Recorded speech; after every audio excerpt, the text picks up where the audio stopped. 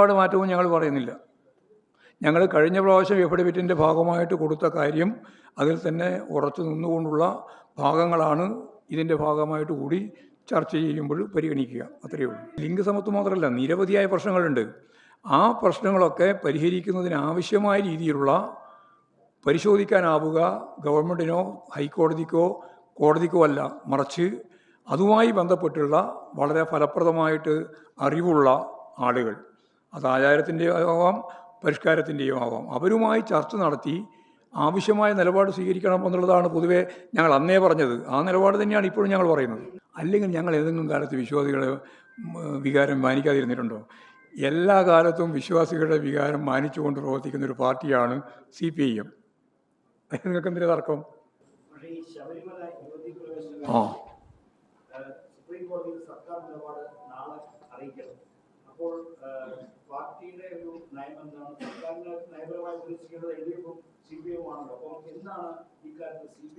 അതിൻ്റെ നിയമപരമായ കാര്യങ്ങൾ നോക്കിയിട്ട് വിവിധ കാര്യങ്ങളുണ്ടല്ലോ. നിയമപരമായിട്ട് ഭരണഘടനാപരമായ കാര്യമാണ് പരിശോധിക്കുന്നത്. അത് പരിശോധിച്ച് ആവശ്യമായ നിലയിൽ സംസ്ഥാന ഗവൺമെൻറ് അതിന് ഉചിതമായ മറുപടി നൽകണം എന്നാണ് പാർട്ടി സംസ്ഥാന കമ്മിറ്റി സെക്രട്ടേറിയറ്റ് തീരുമാനിച്ചത്. അല്ലല്ല, ഞങ്ങൾ ഒരു മാറ്റവും ഉദ്ദേശിക്കുന്നില്ല. ഇന്നത്തെ പരിസ്ഥിതിയിൽ നിന്നുകൊണ്ട് നിയമപരമായ കാര്യങ്ങൾ കൂടി പരിശോധിച്ച് ആവശ്യമായ നടപടി സ്വീകരിക്കണം. ഇന്നത്തെ പരിസ്ഥിതി തന്നെ പറയുന്നത് വിശദീകരിക്കേണ്ടത്. ഒരു നിലപാട് മാറ്റവും ഞങ്ങൾ പറയുന്നില്ല. ഞങ്ങൾ കഴിഞ്ഞ പ്രാവശ്യം എഫിഡവിറ്റിൻ്റെ ഭാഗമായിട്ട് കൊടുത്ത കാര്യം അതിൽ തന്നെ ഉറച്ചു നിന്നുകൊണ്ടുള്ള ഭാഗങ്ങളാണ് ഇതിൻ്റെ ഭാഗമായിട്ട് കൂടി ചർച്ച ചെയ്യുമ്പോൾ പരിഗണിക്കുക, അത്രയേ ഉള്ളൂ.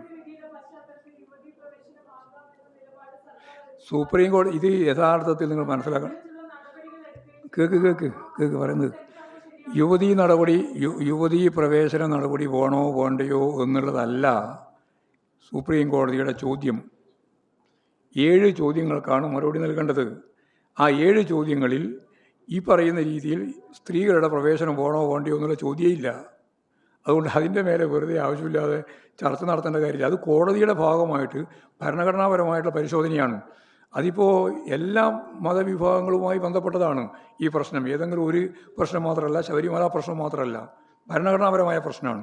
അതിൽ ഈ യുവതീ പ്രവേശനമോ അതുപോലുള്ള കാര്യങ്ങളോ അല്ല അതിൻ്റെ അകത്ത് ചർച്ച ചെയ്യുന്നത്.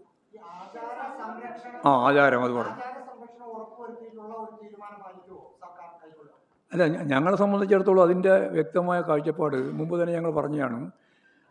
ആചാരം സംബന്ധിച്ച് നിയമപരമായ അല്ലെങ്കിൽ ഭരണഘടനാപരമായ പ്രശ്നം മാത്രമല്ല, ആചാരം അതുപോലെ തന്നെ സാമൂഹ്യ പരിസ്ഥിതിയുടെ അല്ല, ലിംഗസമത്വം മാത്രമല്ല, നിരവധിയായ പ്രശ്നങ്ങളുണ്ട്. ആ പ്രശ്നങ്ങളൊക്കെ പരിഹരിക്കുന്നതിനാവശ്യമായ രീതിയിലുള്ള പരിശോധിക്കാനാവുക ഗവൺമെൻറ്റിനോ ഹൈക്കോടതിക്കോ കോടതിക്കോ അല്ല, മറിച്ച് അതുമായി ബന്ധപ്പെട്ടുള്ള വളരെ ഫലപ്രദമായിട്ട് അറിവുള്ള ആളുകൾ, അത് ആചാരത്തിൻ്റെയോ ആവാം പരിഷ്കാരത്തിൻ്റെയോ ആവാം, അവരുമായി ചർച്ച നടത്തി ആവശ്യമായ നിലപാട് സ്വീകരിക്കണം എന്നുള്ളതാണ് പൊതുവെ ഞങ്ങൾ അന്നേ പറഞ്ഞത്. ആ നിലപാട് തന്നെയാണ് ഇപ്പോഴും ഞങ്ങൾ പറയുന്നത്. തീരുമാനിക്കാം. അല്ലല്ല, അങ്ങനെയല്ല, വെറുതെ വേണ്ടാതെ വിശദീകരണം നടത്തണ്ട. അന്നത്തെ കാര്യത്തിൽ കൊടുത്തിട്ടുണ്ട്. ആ കൊടുത്തതിന് തന്നെയാണ് വീണ്ടും ആവർത്തിച്ച് ഞങ്ങൾ പറയുന്നത് ഈ രീതിയിൽ പരിശോധിക്കണം. യെസ്, അതന്നെ, വിദഗ്ധരും പണ്ഡിതരും ഒക്കെ ആയിട്ട് ചർച്ച ചെയ്യണം. പണ്ഡിതരുമായി. അല്ലെങ്കിൽ ഞങ്ങൾ ഏതെങ്കിലും കാലത്ത് വിശ്വാസികളുടെ വികാരം മാനിക്കാതിരുന്നിട്ടുണ്ടോ? എല്ലാ കാലത്തും വിശ്വാസികളുടെ വികാരം മാനിച്ചുകൊണ്ട് പ്രവർത്തിക്കുന്ന ഒരു പാർട്ടിയാണ് CPIM. നിങ്ങൾക്ക് എന്തിനാ തർക്കം? ശരി.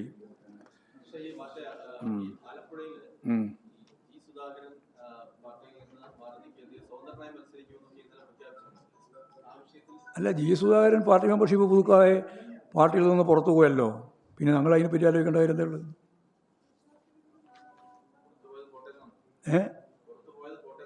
അല്ല, പുറത്തു പോയ എനിക്ക് മനസ്സിലായില്ല. അത് പുറത്തു പോയ പിന്നെ പോട്ടേന്നാണോ?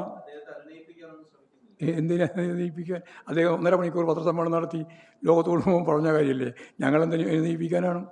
അദ്ദേഹം പാർട്ടി മെമ്പർഷിപ്പ് പുതുക്കിയിട്ടില്ല, പാർട്ടി മെമ്പർഷിപ്പിലില്ല. അദ്ദേഹത്തിന് ജനാധിപത്യപരമായ രീതിയിൽ എങ്ങനെ തീരുമാനിക്കാനുള്ള അവകാശമുണ്ട്. ആ നിലപാട് സ്വീകരിച്ചു എന്ന് മാത്രമേ കണ്ടുള്ളൂ.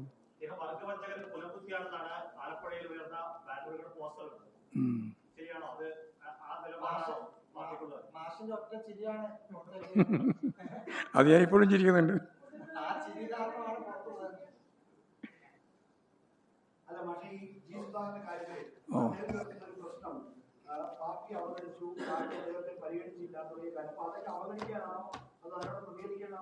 അല്ല, ഞങ്ങൾക്ക് അതിൻ്റെ പേര് ജനങ്ങൾക്ക് അറിയുന്ന കാര്യമില്ല. അതല്ല, ഞങ്ങളതിന് അതിന് പോയിട്ട് വെറുതെ ആവശ്യമില്ലാതെ അലക്കം നടത്തേണ്ട കാര്യം.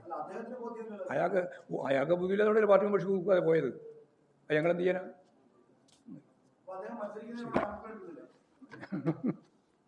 മത്സരിക്കുമ്പോൾ ഞങ്ങൾ സിറ്റിംഗ് സീറ്റല്ലേ അമ്പലപ്പുഴ.